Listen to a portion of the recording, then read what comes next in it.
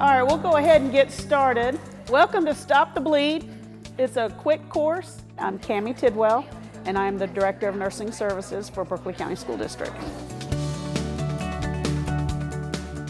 We are providing a Stop the Bleed training for staff members and employees of the school district. You can see it at school. Kids get hurt at school. They fall all the time, so we always have to be prepared. Today is a teacher workday, which means the students are not in the buildings, which is a perfect time for me to bring all the nurses together, because when the students are in the building, the nurses can't leave the clinic. And staff members, if you're a teacher, it's hard to go to a training because you've got a classroom full of kids. So on teacher work days, I like to bring staff members together. When you pack it, you're going to push that gauze all the way down. We had different training stations with a mannequin. We had tourniquets, we had gauze, and the participants practice applying a tourniquet correctly, packing different wounds correctly, and also applying direct pressure to help stop the life-threatening bleeding. If you get tired, because it takes a lot of force to do that, you can quickly switch and go on your elbow.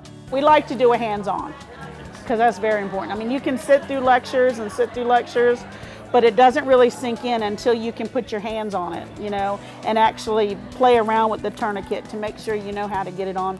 Because when you're in the situation, your adrenaline's pumping, you're gonna be moving quickly, and it's better. This is a perfect time to practice. You never know how you're going to react during an emergency. You may end up freezing up and you won't know what to do.